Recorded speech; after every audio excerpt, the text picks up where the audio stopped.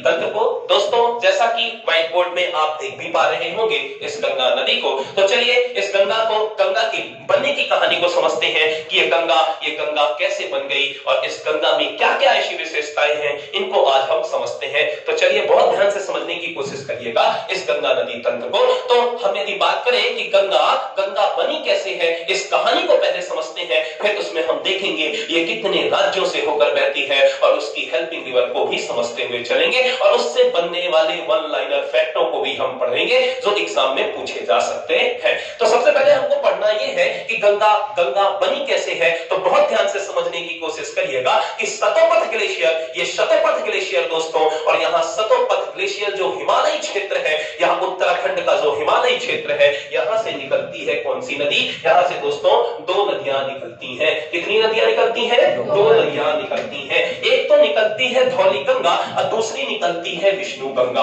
कौन सी दो नदियां निकलती हैं?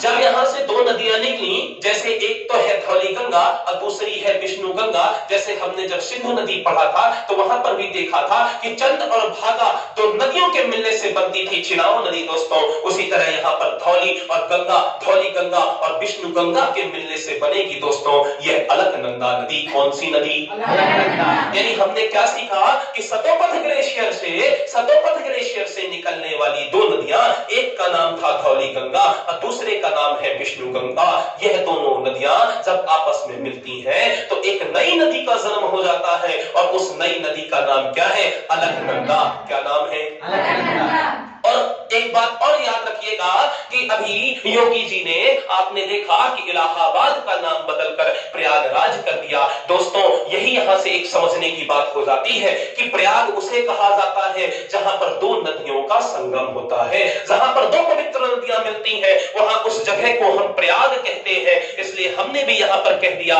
और यहां पर ये बना हुआ है, इसे प्रयाग कहा जाता है कि धौली गंगा और जब विष्णु गंगा ये दो नदियां मिलती हैं तो यहां पर दो नदियों का जब संगम होता है तो एक नई, यहां पर आपने देखा कि एक नए प्रयाग का जन्म हो गया, क्योंकि प्रयाग उसी को ही कहा जाता है जहां पर दो नदियों का संगम होता है। इसलिए इलाहाबाद का नाम बदलकर प्रयागराज कर दिया गया। इसलिए आप भी ध्यान रखिएगा कि इसे हम क्या कहेंगे? जहां पर धौली गंगा, जहां पर विष्णु गंगा मिली, उसे हमने क्या नाम दिया?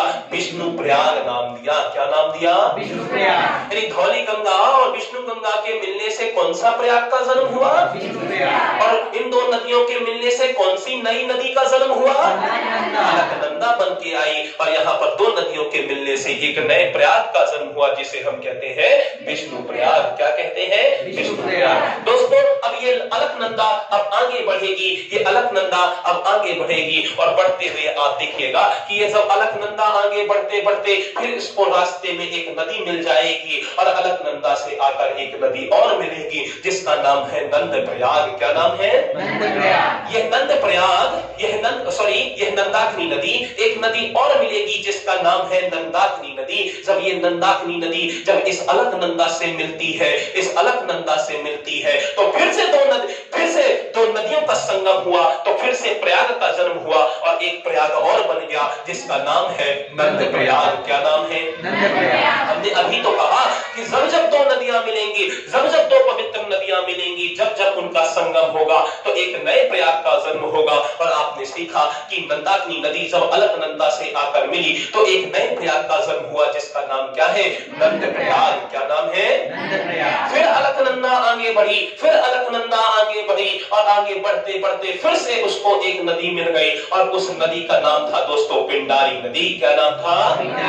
जब ये पिंडारी नदी जब अलकनंदा से मिलती है, इस लाल कलर की नदी का नाम अलकनंदा है, जब इससे मिलती है, ये हरे कलर से हमने इंडिकेट किया है, जब पिंडारी नदी जब इससे अलकनंदा से आकर मिलती है तो फिर से एक नई नदी का फिर से एक नए प्रयाग का जन्म होता है जिसे हम कहते हैं कर्णप्रयाग। क्या कहते हैं? कर्णप्रयाग। ठीक है। फिर अलकनंदा आगे बढ़ी और अलकनंदा आगे बढ़ते बढ़ते आप देखेंगे कि केदारनाथ से निकलने वाली ये मंदाकिनी नदी, ये केदारनाथ से निकलने वाली ये मंदाकिनी नदी, ये अलकनंदा से जब मिलती है तो फिर से एक नए प्रयाग का जन्म होता है और उस प्रयाग का नाम क्या है? रुद्रप्रयाग। क्या नाम है? रुद्रप्रयाग। फिर यह अलकनंदा आगे बढ़ी, आगे बढ़ते बढ़ते उसको आप देखेंगे कि गंगोत्री ग्लेशियर से दोस्तों, गंगोत्री ग्लेशियर से निकलने वाली ये भागीरथी नदी जब इस अलकनंदा से मिलती है तो फिर से एक नए प्रयाग का जन्म होता है जिसे हम कहते हैं देवप्रयाग। क्या कहते हैं? देवप्रयाग। यानी आपने क्या क्या सीखा, बहुत ध्यान से समझने की कोशिश करिएगा। आपने सीखा, क्या सीखा देखिएगा कि जब धौली गंगा, जब विष्णु गंगा आपस में मिली तो एक प्रयाग का जन्म हुआ जिसका नाम था विष्णु प्रयाग। क्या नाम है? विष्णु प्रयाग। दोस्तों जब मंदाकिनी नदी जब अलकनंदा से मिली तो एक प्रयाग का जन्म हुआ जिसका नाम क्या है? नंद प्रयाग। जब पिंडारी नदी इस अलकनंदा से मिली तो इसका एक नए प्रयाग का जन्म हुआ जिसका नाम है कर्णप्रयाग। क्या नाम है? दोस्तों केदारनाथ से निकलने वाली जब ये मंदाकिनी नदी जाकर अलकनंदा से मिली तो एक नए प्रयाग का जन्म हुआ जिसका नाम क्या है? रुद्रप्रयाग। जब यहाँ गंगोत्री ग्लेशियर से निकलने वाली ये भागीरथी नदी जब अलकनंदा से मिली तो इसमें फिर से एक नए प्रयाग का जन्म हुआ जिसका नाम क्या है? देवप्रयाग। यानी आपने यहाँ पर 5 प्रयागों को सीख लिया। ये 5 प्रयाग खूब पेपर में पूछे जाते हैं। एग्जामिनर आपसे पूछेगा कि बताइए कि रुद्रप्रयाग में कौन सी 2 नदियां मिलती हैं, तो अलकनंदा तो कॉमन रहेगी सब में। यहाँ पर रुद्रप्रयाग में आई थी केदारनाथ से निकलकर मंदाकिनी नदी। यह मंदाकिनी जब अलकनंदा से मिली तो तब बना था रुद्रप्रयाग। जब पिंडारी मिली अलकनंदा से तो बना कर्णप्रयाग। जब मंदाकिनी मिली तो बना नंदप्रयाग। जब धौली और विष्णु गंगा मिली तो बना विष्णु प्रयाग। और सबसे इंपॉर्टेंट यह दोस्तों यह गंगोत्री ग्लेशियर से निकलने वाली भागीरथी नदी जब अलकनंदा से मिली तो बना देवप्रयाग। और यही देवप्रयाग से आगे बढ़ते हुए अब देवप्रयाग से अलकनंदा नहीं रहेगी। अब देवप्रयाग से जिसे हम गौमुख उत्तराखंड कहते हैं वहां से ही गंगा का जन्म होता है। और इसी देवप्रयाग के बाद से अब देवप्रयाग से यह अलकनंदा अब अलकनंदा न रहकर अब गंगा कहलाएगी। तो यहीं से ही गंगा का जन्म होता है। अब यह देवप्रयाग से बनकर आगे अब गंगा के नाम से आगे बढ़ेगी ये अलकनंदा। तो इस तरह आपने सीखा इन 5 प्रयागों को और इनसे मिलने वाली नदियों को। तो यही था गंगा के गंगा बनने की कहानी कि गंगा बनी कैसे है। तो इस बात को आप याद रखिएगा, यहीं से एग्जामिनर खूब ज्यादा क्वेश्चन पूछता है। फिर हम आगे अब गंगा को आगे पढ़ेंगे। ये हमारे उत्तराखंड, उत्तर प्रदेश, बिहार, पश्चिम बंगाल जैसे राज्यों से होते हुए, झारखंड और पश्चिम बंगाल जैसे राज्यों से होते हुए अब ये चली जाएगी बांग्लादेश को। अभी इसको पढ़ेंगे। पहले हमने क्या सीखा? इस देवप्रयाग तक सीखा कि गंगा किस प्रकार से बनी है। तो चलिए एक बार इन 5 प्रयागों के नाम को रिवीजन करते हैं। तो सबसे पहले कौन सा प्रयाग? विष्णु प्रयाग। कौन सा प्रयाग? विष्णु प्रयाग। दूसरा कौन सा? नंदप्रयाग। तीसरा कौन सा? कर्णप्रयाग। चौथा? रुद्रप्रयाग। पांचवा? देवप्रयाग। यदि आपसे एग्जामिनर पूछे कि विष्णु प्रयाग किन 2 नदियों के संगम से बना? मंदाकिनी नदी के संगम से कौन सा प्रयाग बना? नंदप्रयाग। अलकनंदा और पिंडारी जब मिलती हैं तो कौन से प्रयाग का जन्म होता है? कर्णप्रयाग का होता है। जब दोस्तों मंदाकिनी मिलती है किससे? अलकनंदा से, तो कौन से प्रयाग का जन्म होता है? जब भागीरथी मिलती है अलकनंदा से तो कौन से प्रयाग का जन्म होता है?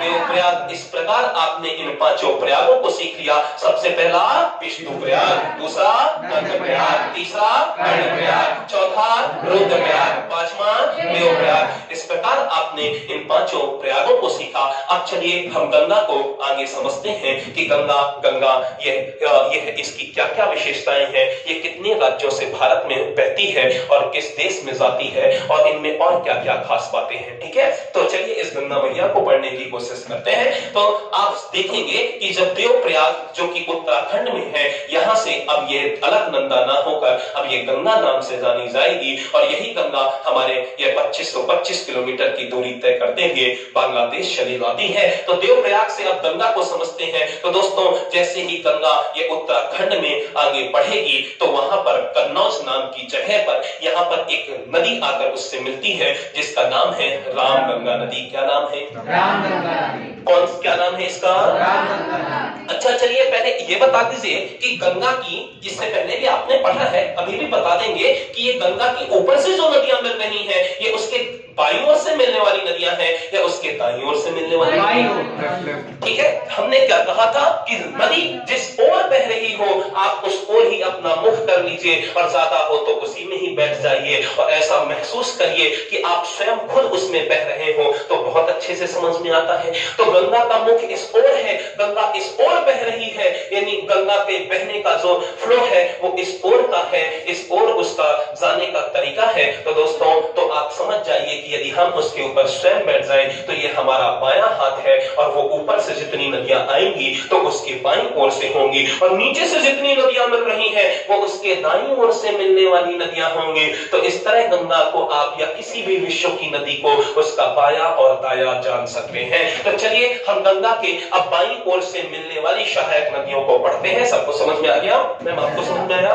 ठीक है कि ऊपर से जितनी नदियां मिलेंगी वो कौन सी होंगी? उसके बाईं ओर से मिलने वाली होंगी और नीचे से जितनी नदियां मिल रही हैं उसके दाईं ओर से मिलने वाली नदियां होंगी। तो चलिए गंगा के बाईं ओर से मिलने वाली सहायक नदियों को हम पढ़ते हैं। तो यदि आप देखें कि उत्तराखंड में कन्नौज नाम की जगह पर, उत्तराखंड में कन्नौज नाम की जगह पर उसके बाईं ओर से जो पहली सहायक नदी होगी वो दोस्तों कौन सी है? रामगंगा। कौन सी है? रामगंगा। यह रामगंगा नदी जैसा कि आप देख पा रहे हैं यह भी उत्तराखंड के हिमालयी क्षेत्रों से निकलती है। ये डायग्राम में हमने हिमालय भी ऐसा करके बना दिया है, जितनी नदियां ऊपर से निकल रही हैं वो सब हिमालयी नदियां हैं और हिमालय से निकलने वाली ये रामगंगा नदी, यह रामगंगा नदी कन्नौज नाम की जगह पर आकर किससे मिलती है? गंगा से मिल जाती है। किससे मिलती है?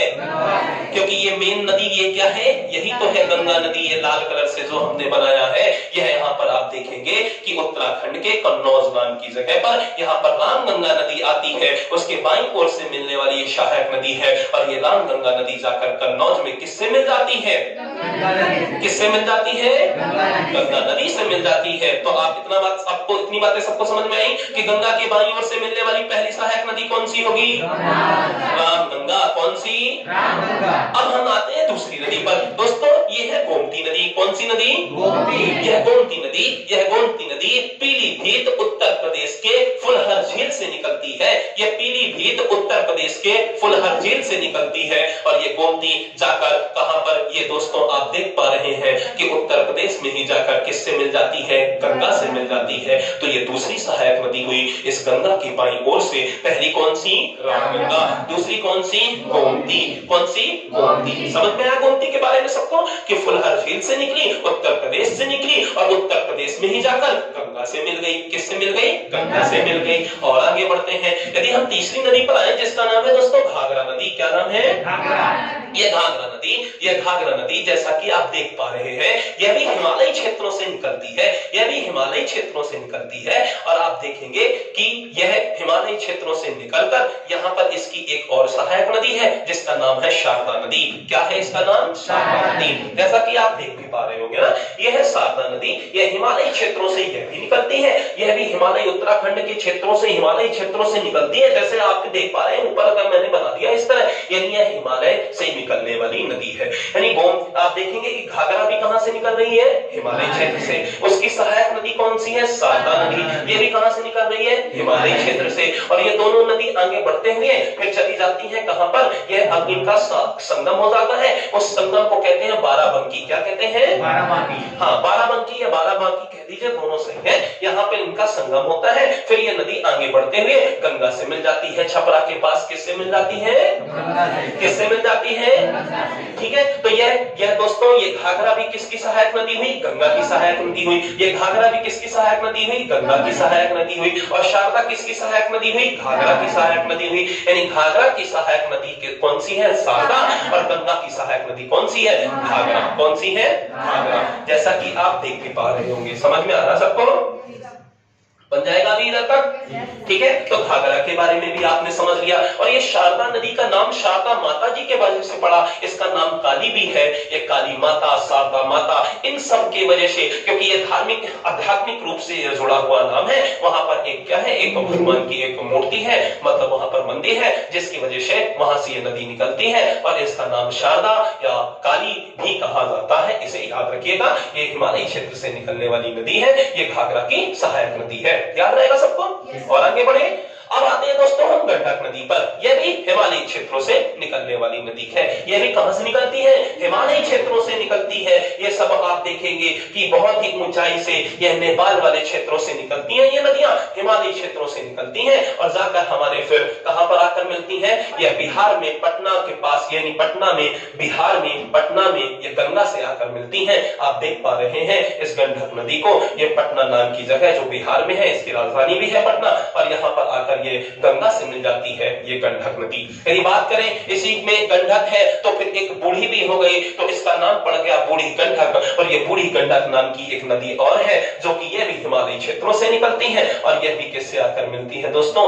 यह भी यहाँ पर ही बिहार के पास ही, यहाँ पर मुंगेर के पास, यहाँ पर किससे आकर मिलती है? इस गंगा नदी से आकर मिलती है, जैसा कि आप देख पा रहे होंगे। ठीक है, यहाँ पर और आगे अपन बढ़ते हैं, और आगे बढ़ते हैं। ये कोसी दोस्तों, ये कोसी यह नेपाल के, यह नेपाल से निकलती है। यह भी हिमालयी क्षेत्रों से निकलने वाली नदी है ये कोसी नदी, जैसा कि आप देख भी पा रहे होंगे। यह कोसी नदी यह हिमालयी क्षेत्रों से निकलने वाली, यह नेपाल से निकलती है, और नेपाल भी हिमालयी क्षेत्रों में बसा हुआ है, वहां से यह नदी निकलती है। इसका नाम कोसी है। और दोस्तों यह भागलपुर के पास बिहार में जाकर किससे मिल जाती है? गंगा नदी से मिल जाती है। और एक बात, वन लाइनर फैक्ट बहुत अच्छे से याद रखिएगा कि इसे बिहार का शोक भी कहा जाता है। इस कोसी नदी को बिहार का शोक भी कहा जाता है, क्योंकि दोस्तों यह भी मार्ग बदलने वाली नदी है। जैसे हमने जब सिंधु नदी में पढ़ा था तो झेलम को बताया था कि यह विसर्पण करने वाली नदी थी झेलम। यह भी क्या करती थी? तबाही और बाढ़ लाया करती थी। उसी तरह यह कोसी नदी भी ऐसा ही कुछ करती है।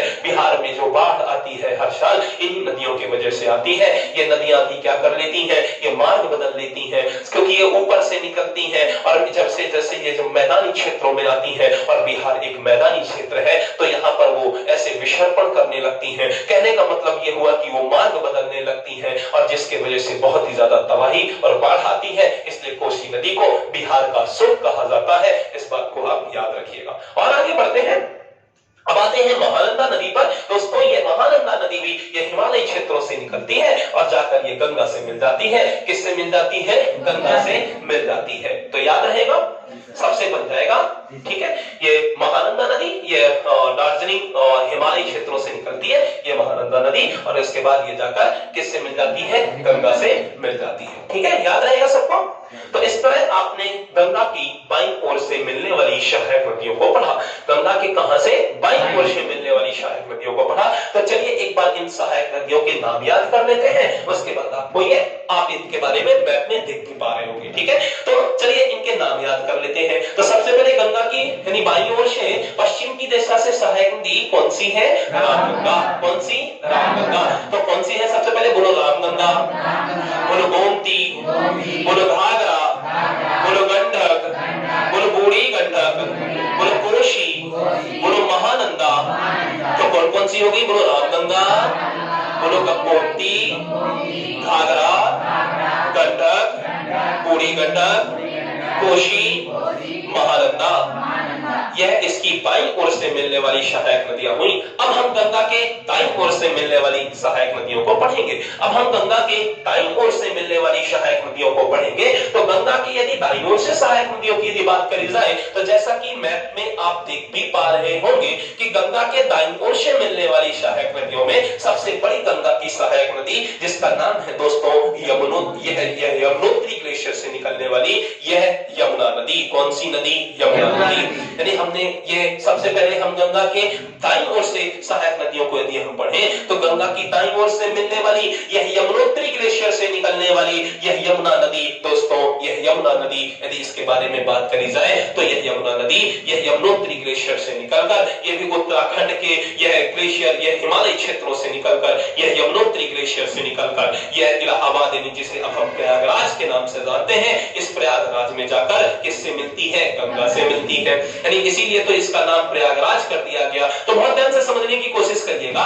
कि यह यमुना नदी यह किससे जाकर मिलती है? यह प्रयागराज में जाकर किससे मिलती है? गंगा नदी से मिलती है। यह है यमुना नदी। ठीक है, इतनी बातें सबको समझ में आई? सबको समझ में आया?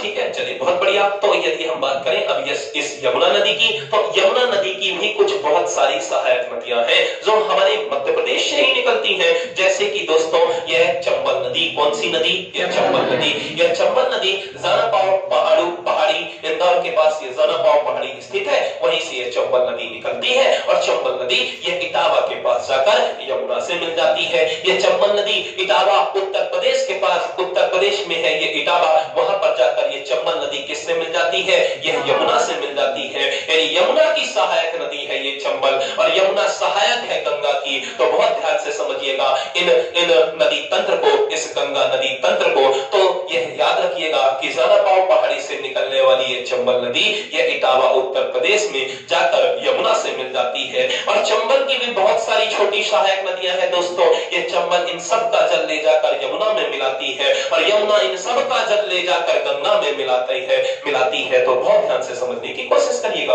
ये इंदौर के महू के पास से निकलती है, काकड़ीवड़ी पहाड़ी से। यह काकड़ीवड़ी पहाड़ी महू से इंदौर के पास ये है जगह स्थित, जहां से निकलती है क्षिप्रा नदी, और ये क्षिप्रा नदी दोस्तों जाकर चंबल से मिल जाती है। चंबल की दूसरी सहायक नदी की बात करी जाए तो काली सिंध है, और ये काली सिंध चंबल की सहायक नदी है, और जो कि बानी गांव देवास से निकलती है, और यह भी एक चंबल की सहायक नदी है। यदि बात करी जाए नेवज की, तो यह भी क्या है? चंबल की सहायक नदी है। यह नेवज सीहोर नाम के इस जिले से निकलती है, मध्य प्रदेश के सीहोर नाम से जिले से निकलती है, और जाकर किससे मिल जाती है? चंबल से मिल जाती है। यदि बात करी जाए इस पार्वती की, यह पार्वती भी एक नदी है जो चंबल की एक सहायक नदी है, और यह आष्टा सीहोर से निकलती है दोस्तों, और वो भी जाकर चंबल में मिल जाती है। यदि बात करी जाए दोस्तों इस कूनो नदी की, यह कूनो भी शिवपुरी पठार से निकलती है। यह शिवपुरी जिले, मध्य प्रदेश के शिवपुरी जिले से निकलती है, और यह भी जाकर किससे मिल जाती है? चंबल से मिल जाती है। और चंबल इन सबका जल ले जाकर उत्तर प्रदेश इटावा में जाकर यमुना से मिला देती है। इस तरह आपने सीखा चंबल को, और यह चंबल सहायक है यमुना की। और यदि बात करें यमुना की सहायक नदियों की, तो दोस्तों यह यमुना की सहायक नदियों में से दूसरी, यह सिरोंज विदिशा से निकलने वाली यह सिंध नदी, यह सिंध सिरोंज विदिशा से निकलती है, और जाकर उत्तर प्रदेश में इटावा में ही जाकर ये किससे मिल जाती है? यमुना से मिल जाती है। तो इस तरह आपने सीखा इस सिंध के बारे में भी। समझ में आया सबको?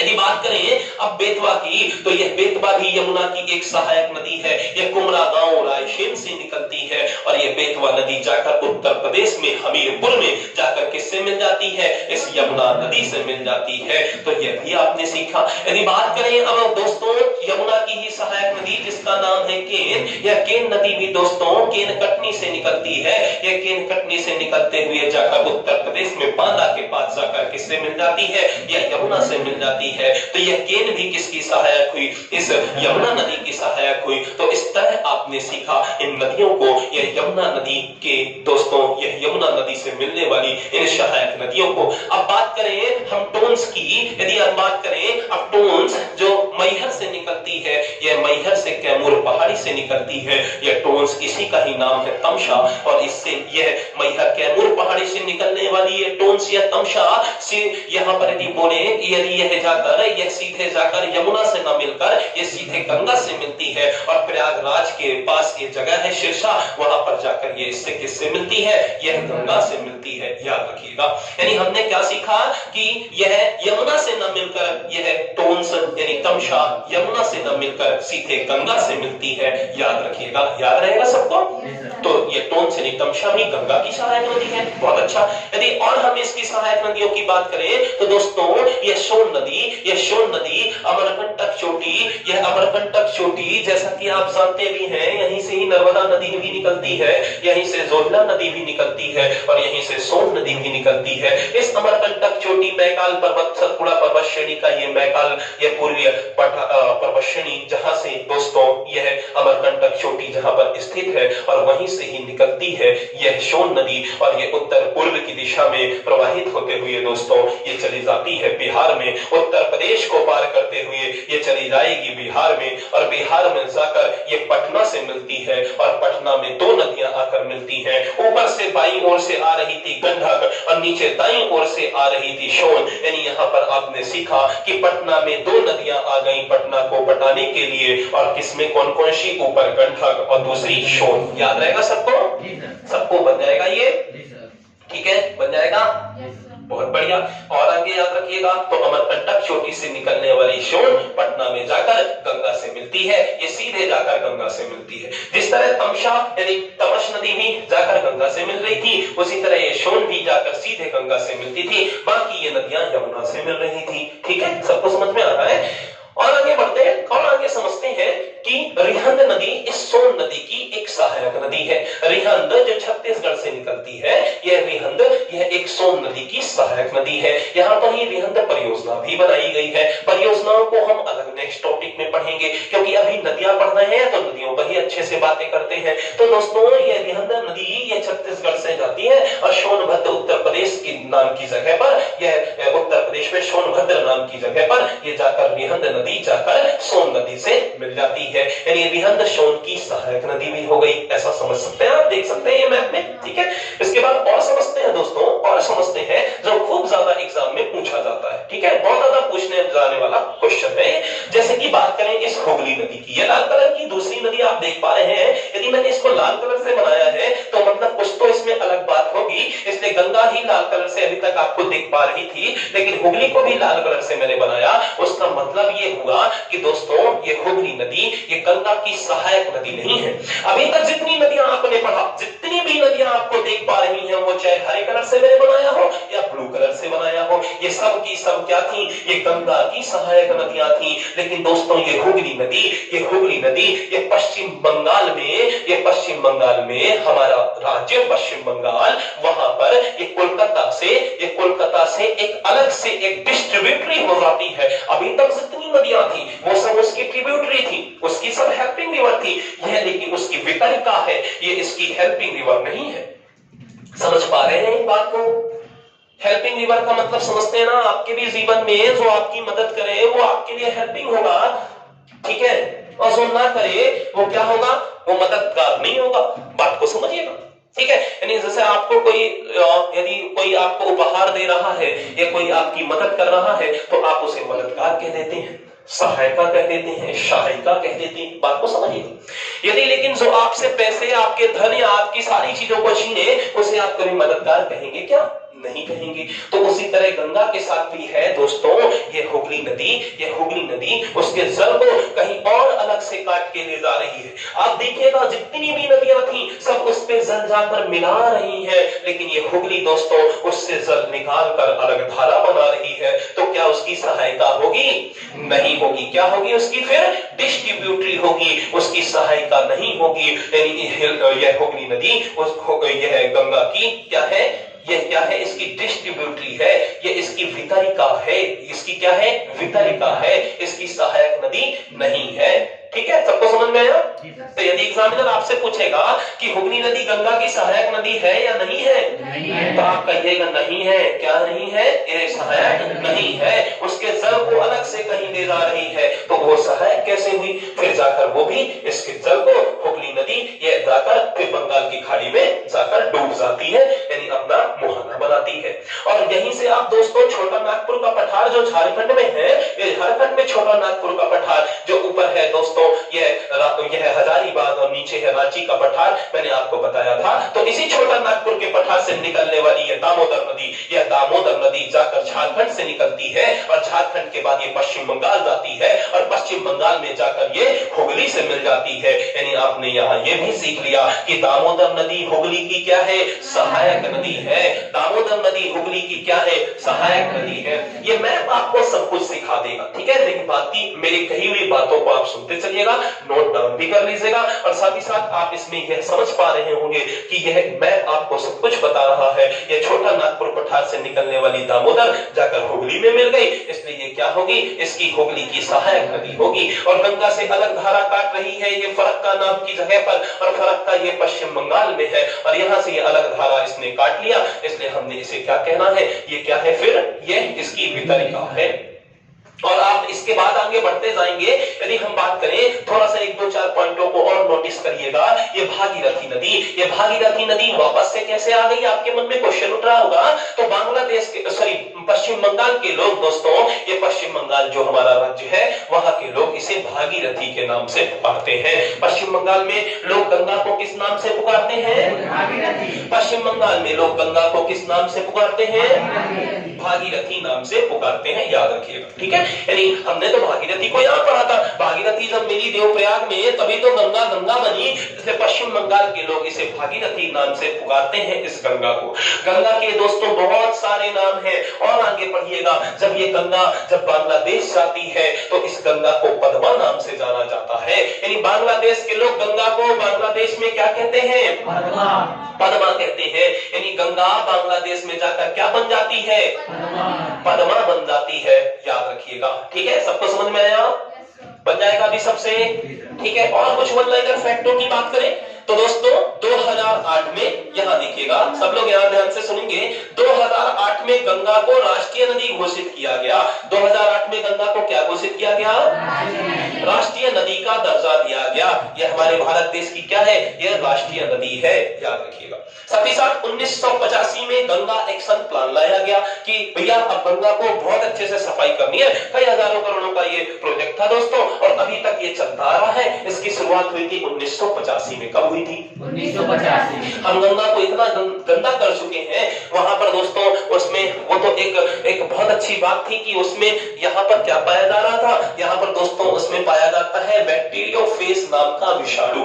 यानी यहाँ पर बैक्टीरियोफेज नाम का एक वायरस पाया जाता है, जिसकी वजह से गंगा का जल सड़ता नहीं है। लेकिन हम उसमें इतनी ज्यादा गंदगी कर दे रहे हैं, इतना ज्यादा उसको खराब कर दे रहे हैं कि उसमें वो खूबी अब खत्म होती जा रही है, ठीक है। तो जिससे वो भी जल खराब होता जाएगा। आध्यात्मिक एक अलग है, वैज्ञानिक तौर पे एक अलग है, ठीक है। तो बैक्टीरियोफेज नाम का एक वायरस है, जिसकी वजह से वह गंगा का जल खराब नहीं होता है। और ये गंगा एक्शन प्लान हमने इसमें सफाई का अभियान चलाया, जो अभी तक पूरा नहीं हो रहा है, क्योंकि आप लोगों की गलती है, हम सबकी गलती है, तभी तो हम उसमें इतनी ज्यादा गंदगी करते जा रहे हैं, ठीक है। इतनी ज्यादा गंदगी जो हम करते जा रहे हैं, चाहे प्लास्टिक हो या किसी भी तौर से हो, या हम सीवेज का पानी उसमें जोड़ देते हैं, सारी तरह से हम उसमें गंदगियां करते हैं। तो इसलिए 1925 में यहाँ से गंगा एक्शन प्लान चल रहा है। ये एग्जाम में कभी पूछा जा सकता है, ठीक है। ये वन लाइनर फैक्ट के तौर पे 1993 से यह एक्शन प्लान चालू हुआ यमुना को सफाई का, ठीक है। यमुना की सफाई का यमुना एक्शन प्लान कब चालू हुआ? 1993 में। कब से चालू हुआ? गंगा एक्शन प्लान कब चालू हुआ? यानी 85 में हमने गंगा के सफाई का हमने जिम्मा उठाया, और 93 में किसकी सफाई का? यमुना, ठीक है। यानी 93 में हम 93 से लग गए यमुना की सफाई के लिए, और 85 से लग गए गंगा की सफाई के लिए, याद रहेगा। बैक्टीरियोफेज मैंने बता ही दिया, एक वायरस है जो कि गंगा में पाया जाता है, इसलिए गंगा का जल खराब नहीं होता है। बात करें गंगा की तो हमने बता ही दिया, ये गंगा नदी 5 राज्यों से होकर गुजरती है। सबसे पहला उत्तराखंड, क्योंकि वहीं से निकलेगी सतोपथ ग्लेशियर से, तो उत्तराखंड सतोपथ ग्लेशियर हमने बताया, तो उत्तराखंड तो पहला राज्य होगा। दूसरा उत्तर प्रदेश में आती है, तीसरा बिहार में आती है, चौथा झारखंड में आती है, और पांचवा दोस्तों किस पे आएगी?